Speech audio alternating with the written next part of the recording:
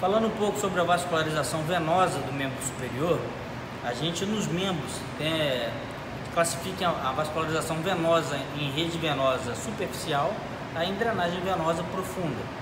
Tá? Então, no membro superior, a gente vai ter dois vasos principais, né, que é a veia cefálica e a veia basílica. Então, da onde que isso começa? Vamos lá. Aqui junto da mão, já começa a se orientar as redes venosas do dorso da mão em direção à parte mais radial, né, a parte mais lateral, vão formar essa veia chamada veia cefálica, tá? Que aqui, ó, formando, tem vários raminhos, né? Veia cefálica que continua subindo aqui na parte lateral do braço, acompanha o ombro, até que ela vai drenar aqui no sulco entre o deltoide e o peitoral, né, para a veia axilar, tá? Lá no início da artéria axilar.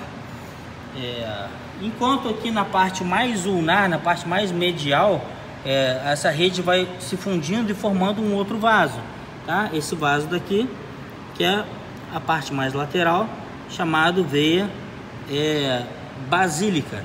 A veia basílica, logo depois, no terço mais distal, encontrando com os dois terços proximais do braço, ela se aprofunda na tela celular subcutânea, tá? E acompanha os vasos profundos e vai drenar lá no final, né, na parte distal da artéria da veia axilar, tá? Então ela some da parte superficial no dois terços proximais com o terço distal, nesse local, tá? E depois vai desaguar lá para a veia axilar.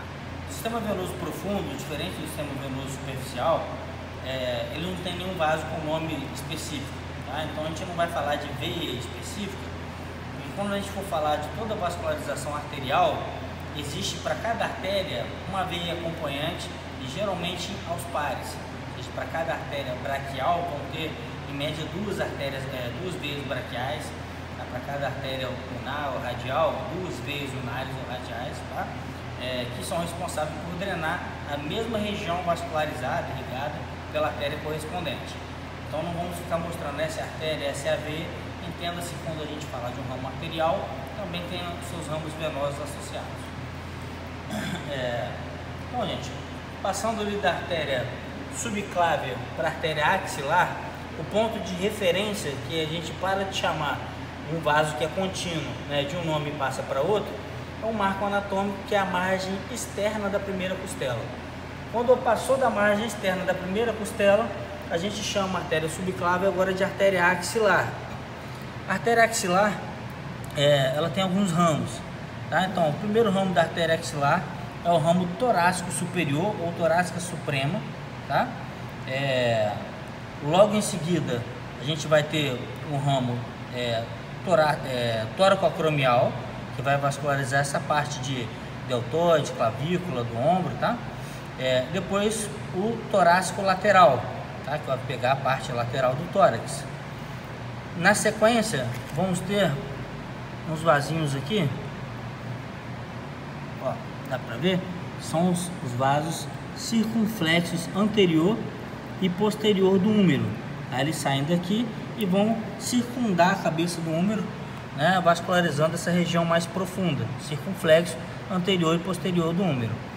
E aí, logo depois, o último ramo, tá, que é o ramo subescapular, que está aqui vindo para a região embaixo da escápula, tá? Quando a artéria axilar cruza a parte inferior desse músculo aqui, que é o músculo redondo maior, tá? Também representado nessa peça aqui, tá? O redondo maior. Quando a gente cruza a artéria, a borda inferior do redondo maior, a artéria axilar deixa de ser chamada dessa forma e vai ser chamada de artéria braquial. Então a artéria braquial, a partir da borda inferior do redondo maior, ela logo depois ela vai mandar um ramo importante chamado artéria braquial profunda, tá?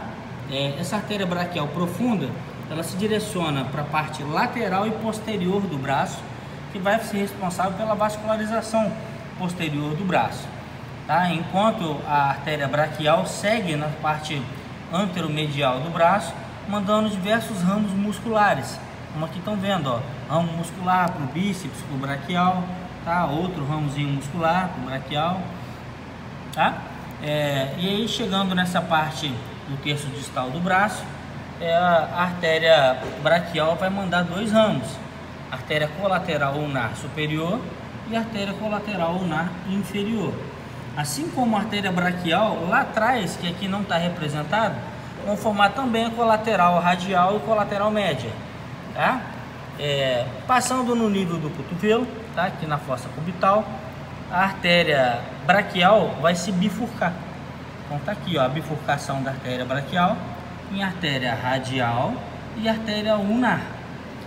A artéria radial vai mandar um ramo recorrente chamado artéria radial recorrente, assim como a artéria ulnar vai mandar um tronco chamado tronco interósseo. Deles vão sair três vasos: o interósseo recorrente, interósseo anterior, que vai correr na parte anterior da membrana interóssea, e o interósseo posterior, que perfura a membrana interóssea e vai vascularizar a parte dorsal da membrana interóssea, tá? E a artéria ulnar segue na parte profundamente dos planos aqui embaixo. Essas artérias recorrentes, radial, recorrente ulnar, recorrente interóssea, elas se anastomosam com as colaterais que eu citei, colateral radial, média e ulnares.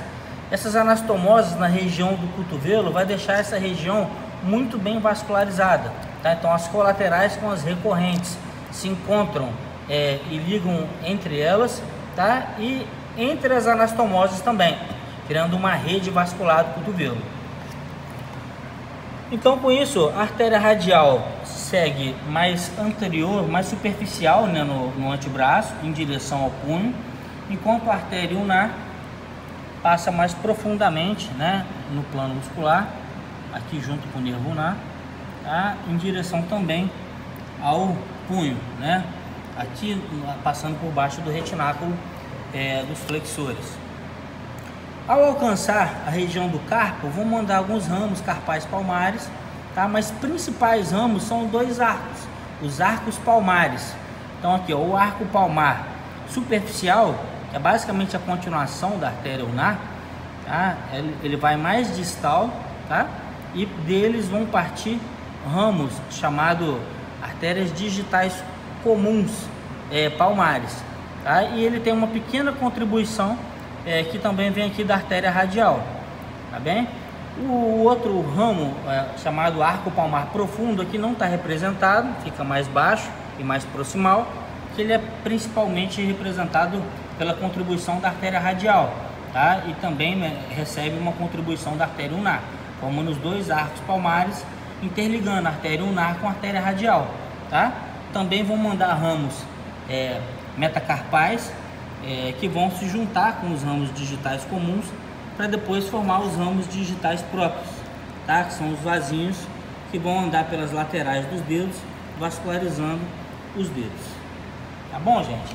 Existem alguns detalhes, alguns vasinhos menores que a gente não consegue identificar na peça anatômica aqui disponível. Então, esses raminhos menores a gente olha no livro para estudar, tá? Para complementar, mas o que é principal a gente conseguiu mostrar hoje aqui para vocês. Tá bem? Até a próxima aula.